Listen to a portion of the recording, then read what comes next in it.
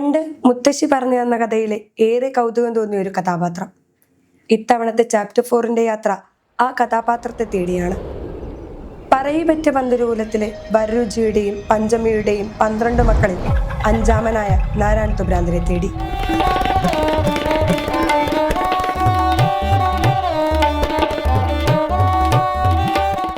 കഷ്ടപ്പെട്ട് മുകളിലെത്തിച്ച പാറയെ നിഷ്പ്രയാസം ഉരുട്ടി താഴത്തേക്കിട്ട ആ രായിരനെല്ലൂർ മലയിലേക്ക്.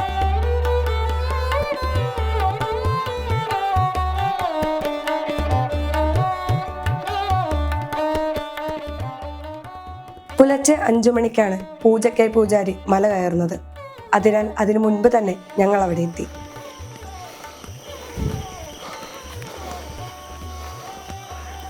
പൂജയ്ക്ക് വേണ്ട സാധനങ്ങൾ അടങ്ങിയ പാത്രം ഒരു തെരിയയുടെ സഹായത്തോടെ തലയ്ക്കുമീതെ താങ്ങി കയ്യിലൊരു ടോർച്ചും പിടിച്ച് അദ്ദേഹം മല കയറാൻ തുടങ്ങി.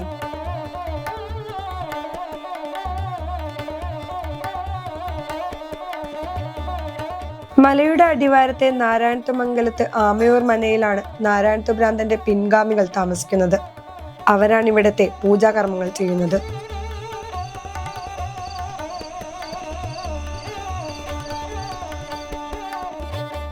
ഭ്രാന്തനെ കണ്ട് ദേവി ഓടി മറഞ്ഞ സ്ഥലത്ത് ദേവിയുടെ കാൽപ്പാടുകൾ പതിഞ്ഞിട്ടുണ്ട്.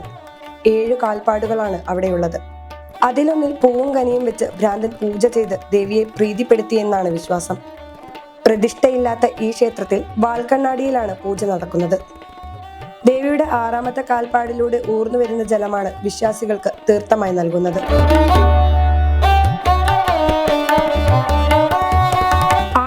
ജനിക്കാൻ കിണ്ടിയും പെൺകുഞ്ഞുണ്ടാവാൻ ഓടവും കമിഴ്ത്തുന്ന രീതിയാണ് ഇവിടെ. പെൺകുട്ടികൾ ഉണ്ടാവാൻ വഴിപാട് കഴിക്കുന്ന ഏക ക്ഷേത്രമാണ് ഇത്.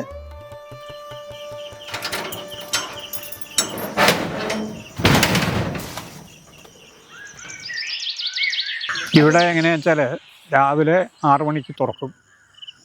സാധാരണ ദിവസങ്ങളിലൊക്കെ 8 മണിക്ക് കഴിയും. പിന്നെ വിശേഷ ദിവസങ്ങളിലൊക്കെ അതിനനുസരിച്ച് വിശേഷ ദിവസങ്ങളെന്ന് പറഞ്ഞാൽ സാധാരണ ദിവസങ്ങളിൽ തന്നെ ഇപ്പോൾ 8 മണി പറഞ്ഞാൽ ഞായറാഴ്ചയൊക്കെ ആകുമ്പോൾ തിരക്കധികം ഉണ്ടെങ്കിൽ അതിനനുസരിച്ച് ഒഴുകുണ്ടാവും, മാത്രമേ ഉള്ളൂ. സാധാരണ 8 മണി എന്നാണ് നിയമം. പിന്നെ ഈ കന്നിമാസം അവസാനം എന്ന് പറഞ്ഞാൽ ഇത്തവണ ഒക്ടോബർ 15, 16, 17 തീയതികളിൽ ലക്ഷാർച്ചന ഉണ്ട്. അത് എല്ലാ കൊല്ലവും ഉണ്ട്. കന്നിമാസം അവസാനത്തെ 3 ദിവസം ലക്ഷാർച്ചന ഉണ്ട്. ആ ലക്ഷാർച്ചനയും അതോടനുബന്ധിച്ച് 1-ാം തീയതി, തുലാമാസം 1-ാം തീയതി. തുലാമാസം 1-ാം തീയതിയാണ് ഈ നാരായണ ഭ്രാന്തന് ഈ ദേവി ദർശനം കിട്ടിയ ദിവസം. അതാണ് അതിൻ്റെ പ്രാധാന്യം. അങ്ങനെയാണ് ആഘോഷിച്ച് വരുന്നത്. അപ്പോൾ ഈ ലക്ഷാർച്ചന ദിവസങ്ങളിലൊക്കെ 12 മണി വരെയൊക്കെ ആളുണ്ടാവും. ചെത്തല്ലൂർ നാരായണമംഗലത്ത് ഇല്ലം ചെത്തല്ലൂരാണുള്ളത്. ഈ നാരായണമംഗലത്തില്ലോ ആമയൂരില്ലോ ചെത്തല്ലൂരാണ്. അതിൽ ഈ ആമയൂർ ഇല്ലത്ത് ആരും ഇല്ലാതെ ഇപ്പോൾ അത് നാരായണമംഗലത്ത് ഇല്ലത്തേക്ക് ഒതുങ്ങിയതാണ്. അപ്പോൾ അങ്ങനെ നാരായണമംഗലത്ത് എന്ന ആമയൂർ എന്നുള്ള പേര് ഇല്ലപ്പേരായി. ഈ നാരായണമംഗലത്ത് എന്നുള്ള ഇല്ലപ്പേര് ഉള്ള ആ ഇല്ലക്കാരാണ് നാരായണ ഭ്രാന്തനെ എടുത്തു വളർത്തിയത്. ഈ തൂതപ്പുഴയുടെ തീരത്താണ്. ചെത്തല്ലൂർ എന്ന് പറഞ്ഞാൽ തൂതപ്പുഴയുടെ തീരത്താണ് വരിക. അപ്പോൾ തൂതപ്പുഴയുടെ തീരത്തുനിന്ന് കിട്ടി എന്നുള്ളതാണ് പറയണത്. അങ്ങനെ അദ്ദേഹത്തിനെ എടുത്തു വളർത്തി. അദ്ദേഹത്തിന് വിദ്യാഭ്യാസ കാലമായപ്പോൾ അദ്ദേഹത്തിന് അന്ന് ഈ ഗുരുകുല സമ്പ്രദായത്തിലുള്ള വിദ്യാഭ്യാസമാണല്ലോ. അപ്പോൾ അന്നത്തെ പഠിത്തത്തിന് വേണ്ടിയിട്ട് അദ്ദേഹത്തിനെ തിരുവേഗപ്ര അഴകപ്രമന എന്ന് പറയും, അവിടെ കൊടുന്നാക്കി. അങ്ങനെ അദ്ദേഹം അവിടെ വിദ്യാഭ്യാസം ചെയ്യണ കാലത്ത് ആ ഭ്രാന്താചലത്തിൽ വന്ന് തപസ്സിരിക്കലും ഒക്കെ ഉണ്ടായിരുന്നു. ആ തപസ്സിരിക്കണതിൻ്റെ ഇടയ്ക്കാണ് ഈ രായരനെല്ലൂർ മല കാണാൻ അദ്ദേഹത്തിന് ഇട വന്നു. അങ്ങനെ അവിടെ വന്ന് കല്ലുരുട്ടി കയറ്റി. അങ്ങനെ ഒരു ദിവസം കല്ലുരുട്ടി കയറ്റേൻ്റെ ഇടയ്ക്ക് അദ്ദേഹത്തിന് ദേവി ഒഴിഞ്ഞാലാടി കൊണ്ട് പ്രത്യക്ഷമായി എന്നുള്ളതാണ്. അങ്ങനെ അദ്ദേഹം അടുത്തേക്ക് ചെന്നപ്പോൾ അവിടെ കാലടികൾ പതിഞ്ഞ് അവിടെ കുടികൊണ്ടു എന്നുള്ളതാണ് സങ്കല്പം. നാരായണത്വഭ്രാന്തനായിട്ട് പ്രതിഷ്ഠ നടത്തിയിട്ടുള്ള കുറേ ക്ഷേത്രങ്ങളുണ്ട്. അതിൽ കുറേ തന്ത്രങ്ങൾ ഞങ്ങളാണ് നടത്തിക്കൊണ്ടിരിക്കുന്നത്. പിന്നെ ചിലതൊക്കെ ഇപ്പോൾ ഈ കാലത്തിൻ്റെ പോവാത്തതുകൊണ്ടും അങ്ങനെയൊക്കെ ഉള്ളതുകൊണ്ട് മാറിപ്പോയിട്ടുണ്ടാവും. ഒരുപാട് ക്ഷേത്രങ്ങളിൽ പ്രതിഷ്ഠ നടത്തിയിട്ടുണ്ട്. അത്തിപ്പറ്റക്കുന്നിൻ മുകളിലേക്ക് കല്ലുരുട്ടി കയറ്റുമായിരുന്നു അദ്ദേഹം. വേദപഠനത്തിനായി തിരുവേഗപ്പുറയിലെത്തിയപ്പോഴും ആ ശീലം അദ്ദേഹം തുടർന്നു. രായരനെല്ലൂരിൽ അദ്ദേഹത്തെ ചുറ്റിപ്പറ്റി കുറേ കഥകളുണ്ട്. അതുമായി ബന്ധപ്പെട്ട് കുറേ സ്ഥലങ്ങളുമുണ്ട്. നാരായണത്തു ഭ്രാന്തന്റെ ജീവിതം ഒരുപാട് പേരെ സ്വാധീനിച്ചിട്ടുണ്ട്. അതിലൊരാളാണ് മായ ചേച്ചി.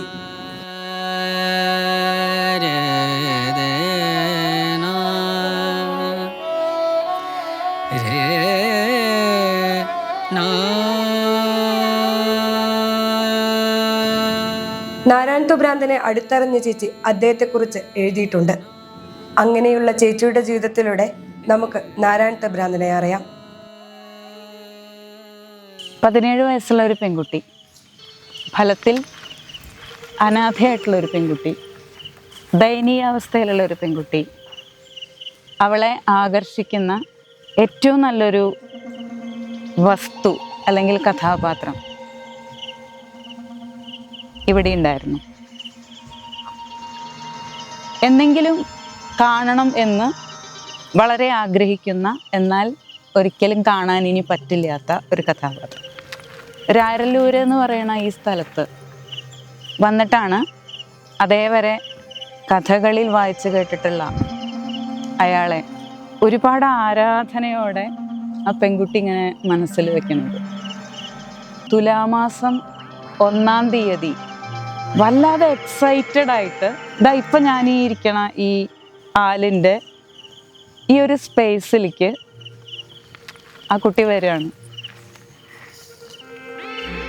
ഓരോ സ്റ്റെപ്പ് ഇങ്ങനെ കയറി വരുമ്പോഴും, അന്ന് പടിക്കെട്ടുകളില്ല, കഷ്ടി 1000-ഓളം സ്റ്റെപ്പ് നമ്മൾ വെക്കേണ്ടി വരും.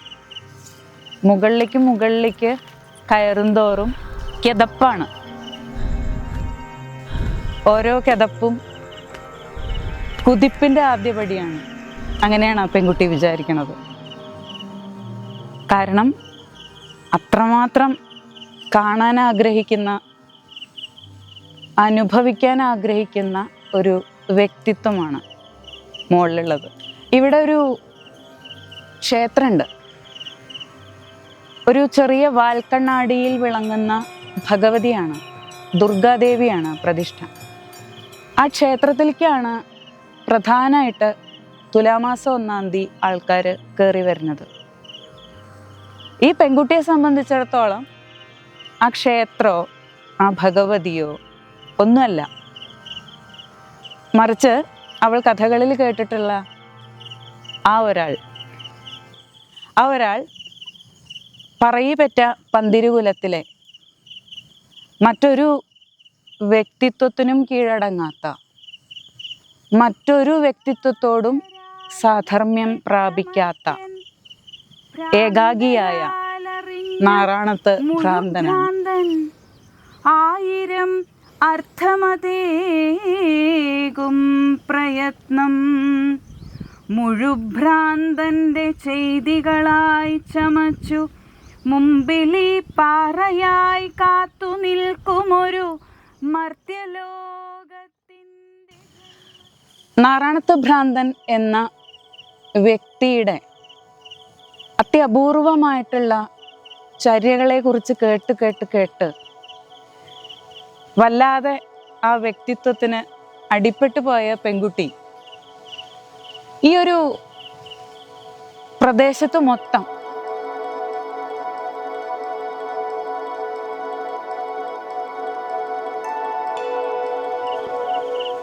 അന്ന് അദ്ദേഹത്തെ തിരയുണ്ടായി. ഇവിടെയൊക്കെ അന്വേഷിച്ച് അവസാനം നാറാണത്തു ഭ്രാന്തനെ അവനവനിൽ കണ്ടെത്തിയ ആ കുട്ടി ഞാനാണ്. അന്ന് വരെ ഞാൻ കേട്ടിട്ടുള്ള നാറാണത്തു ഭ്രാന്തന്റെ കഥകളൊക്കെ ഈ വലിയ സമൂഹത്തിന് ഭ്രാന്തായിട്ട് മാത്രം ഡിഫൈൻ ചെയ്യാൻ പറ്റുന്ന കഥകളാണ്.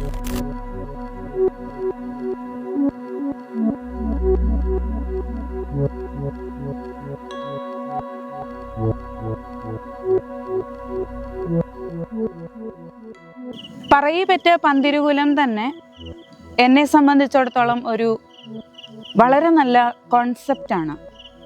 ഒരു പറയ സ്ത്രീ ഒരു ബ്രാഹ്മണനിൽ നിന്ന് സന്താനോൽപാദനം നടത്തുന്നു. സന്താനങ്ങളെയൊക്കെ പലയിടത്തായിട്ട് ഉപേക്ഷിക്കുന്നു. ആ സന്താനങ്ങളെയൊക്കെ പല ജാതിക്കാർ എടുത്തു വളർത്തുന്നു. 12 ജാതിവർഗങ്ങൾ അങ്ങനെ എടുത്തു വളർത്തിയ 12 മക്കൾ, അവർ ഐതിഹ്യ പുരുഷന്മാരും ഐതിഹ്യ വനിതയുമായിട്ട് മാറുന്നു എന്നൊക്കെ വിചാരിക്കുന്നതിനേക്കാൾ ഞാൻ താല്പര്യപ്പെടുന്നത് ഈ രാജ്യത്ത് അല്ലെങ്കിൽ പ്രപഞ്ചത്തിൽ ജാതി, മതം, വർഗം എന്നൊക്കെ നമ്മൾ സങ്കല്പിക്കുന്ന കാര്യങ്ങൾ ഏറ്റവും വലിയ വിഡ്ഢിത്തമാണ് എന്ന് ഏതോ ഐതിഹ്യകാരൻ നമുക്ക് ചിട്ടപ്പെടുത്തി തന്ന ഒരു കഥയാണത്. എല്ലാവരും ഒരമ്മ പെറ്റ മക്കൾ. അതായിക്കൂടെ ആ കഥയുടെ ഒരു ആന്തരികാർത്ഥം എന്ന് ഞാൻ ചിന്തിക്കാറുണ്ട്. അതിൽ തന്നെ നാറാണത്ത് ഭ്രാന്തൻ എന്ന് പറയുന്ന ഒരു കഥാപാത്രം, അദ്ദേഹത്തിന് മാത്രം വളരെ കൃത്യമായിട്ടുള്ള ഒരു സ്ഥലം ഇല്ല. ചെത്തല്ലൂര് എന്ന് പറയുന്ന സ്ഥലത്ത് തൂതപ്പുഴയുടെ കരയിലാണത്രേ അദ്ദേഹം ഉപേക്ഷിക്കപ്പെട്ടത്, ശിശുവായിരിക്കുന്ന അവസ്ഥയിൽ. അങ്ങനെ അവിടെ നിന്നാണ് അദ്ദേഹം എടുത്തു വളർത്തപ്പെടുന്നത്. തുടർന്ന് തിരുവോപ്ര എന്ന് ഞങ്ങൾ കൊളോക്കിയലായിട്ട് പറയുന്ന തിരുവേഗപ്പുറ എന്ന് പറയുന്ന സ്ഥലത്ത് അദ്ദേഹം വേദ പഠനത്തിനായിട്ട് എത്തുകയും, വേദ പഠന കാലശേഷം എന്ന് വെച്ചാൽ വേദങ്ങളെല്ലാം പഠിച്ചു കഴിഞ്ഞ ഒരു വ്യക്തി ഭ്രാന്തനാണോ ആവേണ്ടത്, അതോ നമ്മൾ ജ്ഞാനി എന്നല്ലേ പറയാറ്, വിജ്ഞാനി എന്നല്ലേ പറയാറ്, വെറും ജ്ഞാനി പോലും അല്ല, വിശേഷമായ ജ്ഞാനത്തോടു കൂടിയവനാണല്ലോ വിജ്ഞാനിയായ അദ്ദേഹം പിന്നെ എന്തുകൊണ്ട് ഭ്രാന്തൻ എന്ന് നാമകരണം ചെയ്യപ്പെട്ടു? തിരുവോപ്രയ്ക്കടുത്ത് ഭ്രാന്താചലം എന്നൊരു ഇടമുണ്ട്. അവിടെ അദ്ദേഹം തപസ്സിരുന്നു എന്നാണ് ഐതിഹ്യത്തിൽ പറയണത്. അവിടെ തപസ്സിരുന്ന അദ്ദേഹത്തിന് ആത്മജ്ഞാനം ഉണ്ടായിട്ടുണ്ടാവണമല്ലോ, തീർച്ചയായിട്ടും. അവിടെ ഭ്രാന്താചലത്തിലെ ഒരു കാഞ്ഞിരത്തിൽ ആത്മജ്ഞാനിയായ അദ്ദേഹം സ്വയം ബന്ധിതനായി എന്ന് ഒരു കേട്ടുകേൾവിയുണ്ട്. അദ്ദേഹം ഭിക്ഷയെടുത്താണത്രേ ജീവിച്ചിരുന്നത്. പറയിപ്പറ്റ പന്തിരൂലത്തിലെ ബാക്കി 11 ആൾക്കാരും വളരെ ചിട്ടപ്പെടുത്തിയ, അതിൽ പാക്കനാർക്ക് പോലും കുടുംബ ബന്ധം ഉണ്ടായിരുന്നു, ഭാര്യ. അങ്ങനെ ഭാര്യ ഭർത്തൃ ബന്ധങ്ങളോടെ മക്കളോടെ ജീവിച്ചപ്പോൾ അദ്ദേഹം മാത്രം സർവതന്ത്ര സ്വതന്ത്രനായിട്ട് ആത്മത്തിൽ നിന്ന് പോലും മുക്തി നേടിയിട്ട് ഭിക്ഷ എടുത്തിട്ട്, അതിലേറ്റവും വലിയൊരു കാര്യം എന്താണെന്നറിയോ? അന്നന്നത്തെ ഒരു നേരത്തെ ഭക്ഷണത്തിന് വേണ്ട ഭിക്ഷയെ അദ്ദേഹം എടുക്കാറുണ്ടായിരുന്നുള്ളൂ എന്നാണ് പറയുന്നത്. അരി ഭിക്ഷയായിട്ട് ചോദിക്കും. പറഞ്ഞു കേട്ട കഥകളിൽ അദ്ദേഹം ഒരു ചുടലയിൽ നിന്നാണ് അത് പാകം ചെയ്യാനുള്ള, ഭിക്ഷയെടുത്ത് കിട്ടിയ അരി പാകം ചെയ്യാനുള്ള വിറകും തീയും വെള്ളവും ശേഖരിച്ചിരുന്നത് എന്നാണ് പറയുന്നത്. ഈ ചുടല എന്ന് പറയണത് നമ്മളെ സംബന്ധിച്ചിടത്തോളം മരിച്ചവരെ കത്തിക്കാൻ വേണ്ടിയുള്ള ഒരു ഇടം മാത്രമാണ്. ജനനം സന്തോഷത്തിൻ്റെതാണെങ്കിൽ മരണവും ഒരു തരത്തിൽ സന്തോഷം തന്നെയാണ് കേട്ടോ. മരിച്ചു പോയവരെ സംബന്ധിച്ചിടത്തോളം മരണം വലിയ സന്തോഷമാണ്. കൂടെ ജീവിച്ചിരിക്കുന്നവർ എന്താലോചിച്ചിട്ടാണ് ശരിക്ക് കരയാറുള്ളത് പ്രിയപ്പെട്ട ഒരാളുടെ മരണത്തിൽ? ഇനിമേൽ എനിക്ക് ആ ആളില്ല എന്നാലോചിച്ചിട്ടല്ലേ? അപ്പോ അവിടെയും സംഭവിക്കണത് ഞാൻ എന്ന ആ ഒരു സ്വാർത്ഥതയല്ലേ. മരിച്ചു പോയ ആളെ സംബന്ധിച്ചിടത്തോളം ഈ ലോക ജീവിത ദുരിതം എല്ലാം തീർത്ത് പോവുകയാണല്ലോ ചെയ്യുന്നത്. അത്രയും സന്തോഷമുള്ള ഒരു ഇടം അദ്ദേഹം തിരഞ്ഞെടുത്തുവെങ്കിൽ അത് അദ്ദേഹത്തിൻ്റെ ജ്ഞാനത്തിൻ്റെ ദർശനം തന്നെയാണ്. അങ്ങനെ ഇരിക്കുകയാണത്രേ ഒരിക്കൽ ഈ മലയിൽ വെച്ച് ഊഞ്ഞാലാടിക്കൊണ്ടിരിക്കുന്ന ദേവിയെ അദ്ദേഹം ദർശിക്കുന്നത്. ദേവീ ദർശനം ഉണ്ടാവുന്നു എന്ന് പറയുന്നതും ദർശിക്കുന്ന ആൾക്ക് മാത്രം സംഭവിക്കണ ഒരു അപൂർവ ഭാഗ്യമാണ്. കൂടെ നമ്മൾക്ക് ഒരു 100 ആൾക്കാരുണ്ടായാലും നമുക്ക് കാണാനേ യോഗമുള്ളൂ എന്ന് വെച്ചാൽ അത് നമുക്ക് മാത്രമേ കാണാൻ പറ്റുള്ളൂ. അദ്ദേഹം ദേവിയെ കാണുകയും ദേവി തൽസ്ഥാനത്ത് ഈ സ്ഥാനത്ത് കുടിയിരിക്കുകയും ചെയ്തു. ദേവിയുടെ പാദ ചിഹ്നങ്ങളിൽ വാൽക്കണ്ണാടി വെച്ചിട്ടാണ് ഇവിടെ പ്രാർത്ഥിക്കുന്നത്. അന്നത്തെ ഭക്ഷണം കഴിച്ച് രാത്രി അതേ ചുടലയിൽ അദ്ദേഹം കിടന്നുറങ്ങുന്ന പറയണത്. ഓരോ ഉറക്കവും ഓരോ മരണമാണ് എന്ന് പറയാറുണ്ട് പണ്ഡിതന്മാർ. അപ്പോൾ സ്വന്തം മരണങ്ങളെ സ്വയമേവ ചുടലയിൽ ആഘോഷിച്ച വ്യക്തിയാണ് അദ്ദേഹം. അങ്ങനെ ഒരു ദിവസം ഇവിടെ കിടന്നുറങ്ങുമ്പോൾ, ഈ ചുടലയിൽ കിടന്നുറങ്ങുമ്പോൾ, ഞാൻ കേട്ടറിഞ്ഞ കഥകളിൽ ഈ രായിരനെല്ലൂർ മലയിലായിരുന്നു ആ ചുടല. പക്ഷേ അങ്ങനെ ഒരു ചുടല ഇവിടെ ഉണ്ടായിരുന്നതായിട്ട് തെളിവുകളില്ല എന്നാണ് ഇപ്പോൾ പറഞ്ഞു കേൾക്കണത്. ഐതിഹ്യങ്ങളിൽ അങ്ങനെയാണ്. ഇവിടെ ഒരു മലയുടെ ഭാഗത്ത് ചുടലയുണ്ടായിരുന്നു എന്നാണ് പറയുന്നത്. അങ്ങനെ ഒരു ദിവസം കിടന്നുറങ്ങണ സമയത്ത് ഭദ്രകാളിയും കൂട്ടുകാരികളായ കൂളികളും നൃത്തം ചെയ്യാൻ വേണ്ടിയിട്ട് ഒരു 30 വെള്ളിയാഴ്ച ഇങ്ങോട്ട് വന്നു എന്നും മനുഷ്യൻ്റെ സാമീപ്യം തങ്ങളുടെ നൃത്തത്തിന് തടസ്സം വരുത്തും എന്നുള്ളതുകൊണ്ട് അദ്ദേഹത്തിനോട് എഴുന്നേറ്റ് പോകാൻ പറഞ്ഞു. ഈ ഭൂമിയിൽ ഞാൻ ജനിച്ചിട്ടുണ്ടെങ്കിൽ ഇവിടെ എവിടെ വേണമെങ്കിലും ജീവിക്കാനുള്ള അവകാശവും എനിക്കുണ്ട്. ഇവിടുന്ന് ജീവസുള്ള എന്നോട് എഴുന്നേറ്റ് പോവാൻ പറയാൻ നീ ആരാണ് എന്ന ചോദ്യത്തിന് ഭദ്രകാളി മറുപടി പറയണത്, ഞാൻ ദേവിയാണ്, നീയൊരു സാധാരണ മനുഷ്യനാണ്. ഈ ദേവിക്ക് മനുഷ്യരെക്കാൾ എന്ത് കേമത്താള്ള? അതിപ്പോ ഞാൻ കാണിച്ചു തരുന്നു ചോദിച്ചു അത്രേ. എന്നൊന്ന് കാണിച്ചു തരാ, കാണട്ടെ. അപ്പൊ ഭദ്രകാളിയും കൂട്ടുകാരത്തികളും കൂടി പല്ലിളിച്ചും നാക്ക് നീട്ടിയും കുറച്ച് പേടിപ്പിക്കാൻ നോക്കും. അപ്പോൾ ഞാൻ എപ്പോഴും ആ കഥ വായിക്കുമ്പോൾ ആലോചിക്കാറുള്ള ഒരു മുടിയേറ്റ് പാട്ടുണ്ട്. കാളിദാരിക യുദ്ധത്തിൻ്റെ ദാരികനുമായിട്ട് യുദ്ധം ചെയ്യാൻ വരുന്ന കാളിയോട് ദാരികൻ പറയണത്, പോയി പല്ല് തേച്ചു വാ പെണ്ണെ, നാറിയിട്ട് വയ്യ എന്നാണ്. അതേമാതിരി അദ്ദേഹം പറഞ്ഞു അത്ര, എന്തൊരു ബീഭത്സമായിട്ടുള്ള രൂപം, ഇത് കാണിച്ചാണോ എന്നെ ഭയപ്പെടുത്താൻ നിശ്ചയിച്ചിട്ടുള്ളത് എന്ന് ചോദിച്ചപ്പോൾ തോറ്റു പത്തി മടക്കി പിൻവാങ്ങിയ ദേവി അദ്ദേഹത്തിനോട് ചോദിച്ചു, ഇവിടുന്ന് ഒന്ന് മാറിത്തരാൻ ഞാൻ എന്താ ചെയ്യണ്ടേ? എന്നാ അങ്ങനെ വെച്ചാൽ എൻ്റെ ചില സംശയങ്ങൾക്ക് തീർപ്പാക്കി തരൂ. ഓ ചോദിച്ചോളൂ. ആദ്യത്തെ സംശയം, എൻ്റെ ആയുസ് എത്ര വരെ നീളും? കൃത്യം നാഴിക വിനാഴിക അടക്കം പറഞ്ഞു കൊടുത്തു. എന്നാൽ ഒരര നാഴിക കൂടുതലേക്ക് ജീവിക്കണം. അയ്യോ, അത് ഞാൻ കൂട്ടിയാൽ കൂടില്ല. എന്നാ ശരി, ഒരര നാഴിക ഇങ്ങടായിക്കോട്ടെ, മുന്നേ മരിക്കാൻ ഞാൻ തയ്യാറാണ്. അതും എനിക്ക് പറ്റില്ല. ആ നിശ്ചയിച്ചിട്ടുള്ള സമയം ഏതാണോ അപ്പളേ മരിക്കാൻ പറ്റുള്ളൂ. ഇതുപോലും ചെയ്തു തരാൻ പറ്റാത്ത നിങ്ങളാണോ മനുഷ്യനേക്കാൾ ഉയർന്ന സ്ഥാനത്തിരിക്കണു എന്ന് പറയുന്ന ദേവി എന്നാണ് ഭ്രാന്തന്റെ ചോദ്യം. ഭ്രാന്തനായതുകൊണ്ടാണല്ലോ അങ്ങനെ ചോദിക്കാൻ പറ്റണത്.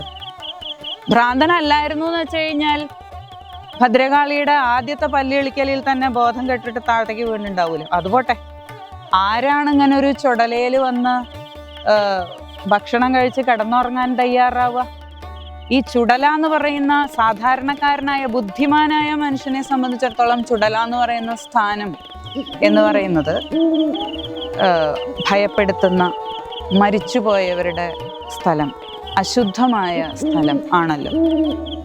അതിനെ ഇങ്ങനെ പരമപവിത്രമായ ഭക്ഷണം കഴിക്കാൻ പറ്റുന്ന ഒരു ഇടമാക്കി ചിന്തിക്കുന്ന ഒരാൾ ഭ്രാന്തൻ, അല്ലെങ്കിൽ പിന്നെ വേറെ ആരാണ്, അല്ലേ? പിന്നീട് അദ്ദേഹം ചോദിച്ചു അത്രേ, എന്നാ അത്ര നിർബന്ധമാണ് അച്ഛാ എൻ്റെ ഈ ഇടത്തെ കാലിലത്തെ മന്ത് വലത്തെ കാലിലേക്ക് ആക്കി തരാൻ പറ്റുമോ ചോദിച്ചു. അദ്ദേഹത്തിന് ജന്മന ഒരു മന്ത് കാലിൽ ഉണ്ടായിരുന്നു എന്നാണ് പറയണത്. അത് തഥാസ്തു പറഞ്ഞിട്ട് ഭഗവതി വലത്തെ കാലിലേക്ക് ആക്കി കൊടുത്തു. രണ്ടാമത്തെ പ്രാന്താണത്. നമ്മളാണെന്ന് വെച്ച് കഴിഞ്ഞാൽ അറ്റ്ലീസ്റ്റ് ആ മന്ത് ഇല്ലാണ്ടാക്കി തരാൻ പറ്റുമോ എന്നെങ്കിലും ചിന്തിക്കില്ലേ? ഭ്രാന്തനാണേ, ഭ്രാന്തൻ അങ്ങനെ ചിന്തിക്കില്ല. ഭ്രാന്തന്റെ വിചാരം ഇത് ഞാൻ അനുഭവിക്കേണ്ടതാണ്, ഇതെന്റെ ജീവിതത്തിന്റെ ഭാഗമാണ്, ഇത് ഞാനല്ലാതെ വേറെ ആരാണ് കൊണ്ടു നടക്കേണ്ടത്? അപ്പൊ ഇത്രയും കാലം ഇടത്തെ കാലിന് കൊടുത്ത ആ ഒരു സ്ട്രെസ്സിനെ വലത്തെ കാലിലേക്ക് മാറ്റിത്തരാൻ പറഞ്ഞു എന്നുണ്ടെങ്കിലും അത് ഞാൻ തന്നെയാണല്ലോ വഹിക്കണത്. അപ്പോ എൻ്റെ ദുരിതങ്ങൾ, എൻ്റെ സന്തോഷങ്ങൾ, എൻ്റെ സങ്കടങ്ങൾ, എൻ്റെ ധർമാർത്ഥ കാമങ്ങളെല്ലാം ഞാൻ തന്നെ അനുഭവിക്കണം, കൊണ്ടാടണം എന്ന് നേരത്തെ ഞാൻ പറഞ്ഞ 17-കാരിയെ ഇന്ന് എൻ്റെ 55-ാമത്തെ പിറന്നാളാണ്. ഇന്ന് ഈ നിമിഷം വരെ നീ കൊണ്ടു നടന്നത് എന്തോ അതെല്ലാം നീ അനുഭവിക്കേണ്ടതാണ്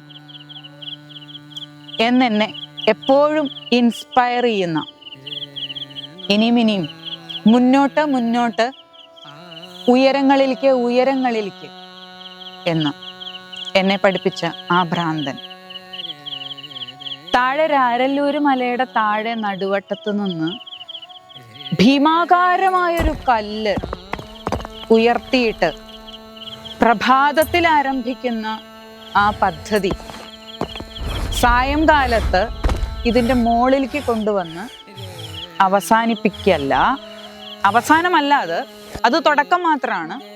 ഇവിടെ മുകളിലേക്ക് അത്രയും ബുദ്ധിമുട്ടി കൊണ്ടുവന്ന ആ കല്ലിനെ ഒരൊറ്റ ചവിട്ട് കൊടുത്തിട്ട് അത്രയും താഴത്തേക്ക് തട്ടിയിട്ട് കൈകൊട്ടി ആർത്ത് ചിരിച്ച ആ മനുഷ്യനെ ഈ ലോകം മൊത്തം ഭ്രാന്തൻ ഭ്രാന്തൻ എന്ന് വിളിച്ചു.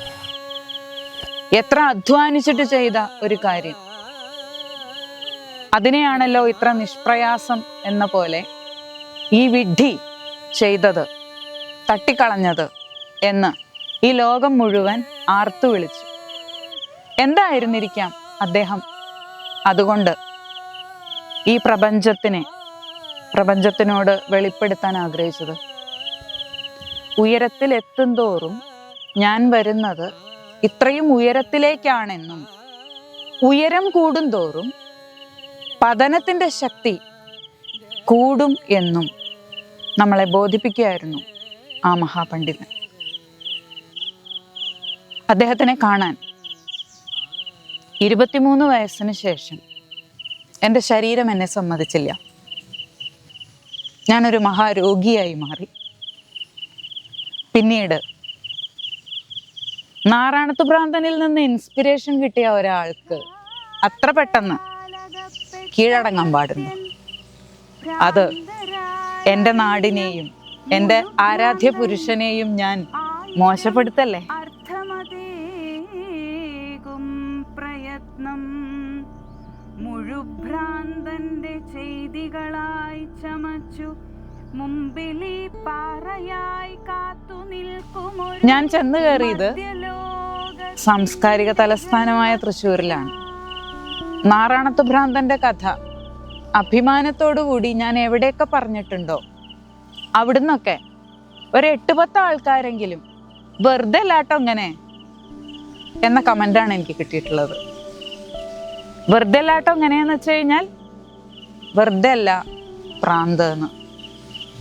കുറച്ച് പ്രാന്ത് ഉണ്ടായിരിക്കണമെന്നേ മനുഷ്യന്. ഭ്രാന്തിൻ്റെ ഉന്മാദത്തിൻ്റെ ആ ഒരു ഉച്ചാവസ്ഥയിൽ എത്തുമ്പോഴാണ് നമുക്ക് മോക്ഷം കിട്ടുക. ഞാൻ ആ മോക്ഷത്തിലേക്ക് വേണ്ടിയുള്ള യാത്രയിലാണ്. എൻ്റെ ആരാധ്യ പുരുഷൻ എക്കാലത്തും അദ്ദേഹമാണ്.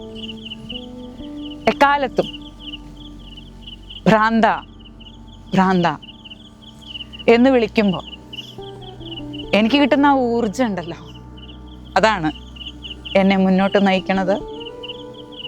അദ്ദേഹത്തെ സർവാത്മന നമിക്കുന്നു.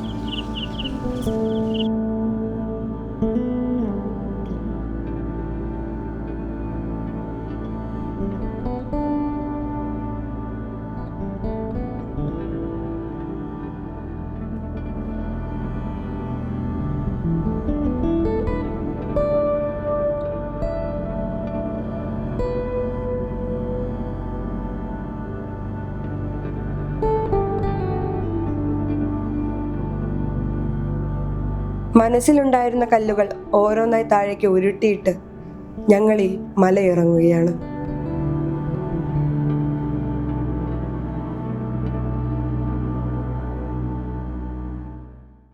Chapter 4. A chapter with endless stories.